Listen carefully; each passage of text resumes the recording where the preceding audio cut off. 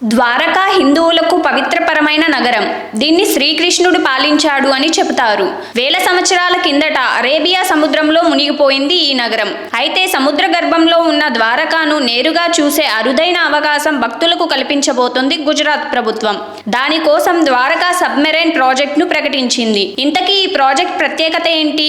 దేశంలోని సుప్రసిద్ధ దివ్య క్షేత్రాల్లో ఒకటి ద్వారక. మహాభారత కాలంలో విశ్వకర్మ సాయంతో శ్రీకృష్ణుడు ఈ అందమైన నగరాన్ని నిర్మించినట్లు చెబుతున్నాయి పురాణాలు. ఈ పుణ్యక్షేత్రాన్ని చూడడానికి ఏటా వేలాది మంది భక్తులు వస్తూ ఉంటారు. అయితే ద్వారకా నగరం అరేబియా సముద్రంలో మునిగిపోవడంతో అక్కడికి వెళ్ళలేకపోతున్నారు. దీన్ని దృష్టిలో పెట్టుకొని శ్రీకృష్ణుడు నిర్మించిన ద్వారకా నగరాన్ని అందరూ చూసేలా సరికొత్త ప్రయత్నాలు చేస్తుంది గుజరాత్ ప్రభుత్వం. సబ్మెరైన్ సర్వీసులు అందుబాటులోకి తేనుంది. ఈ మేరకు ముంబైకి చెందిన ప్రభుత్వ నౌకా సంస్థ మజాగాంతో ఒప్పందం చేసుకుంది గుజరాత్ పర్యాటక శాఖ. జలాంతర్గామిలో ఉపరితలం నుంచి 300 అడుగుల లోతుకి వెళ్లి ద్వారకను చూడొచ్చు. 24 మంది యాత్రికులను తీసుకెళ్లే సామర్థ్యం ఉంటుంది. పర్యాటకులు భక్తులతో పాటు 2 పైలట్లు, 2 డ్రైవర్లు, టెక్నీషియన్, ఒక గైడ్ సబ్మెరియన్ లో ఉంటారు.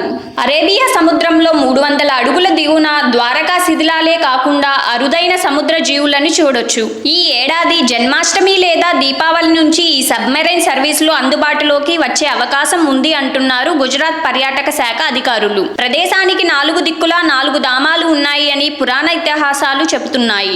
అవి ఉత్తరాన బద్రీనాథ్ క్షేత్రం, దక్షిణాన రామేశ్వరం, తూర్పున పూరి జగన్నాథ క్షేత్రం, పశ్చిమాన ద్వారకా పూరి నగరం. గోమతీ తీర నగరంలో ద్వారకను శ్రీకృష్ణుడు నిర్మించాడంటారు. కురుక్షేత్ర యుద్ధం తరువాత సముద్ర గర్భంలో కలిసిపోయింది ఈ నగరం. క్రీస్తు పూర్వం 1443లో ద్వారకాపురి సముద్రంలో మునిగిపోయినట్లు చెబుతున్నారు చరిత్రకారులు. 1983-86 మధ్య కాలంలో గుజరాత్ పశ్చిమ తీరంలో గోమతీ నది అరేబియా సముద్రంలో కలిసే చోట సముద్ర గర్భంలో ద్వారకా శిథిలాలను గుర్తించారు పరిశోధకులు. కూలిన నిర్మాణాల శిథిలాలు, కుండలు, పూసలు, శిల్పాలను గుర్తించారు.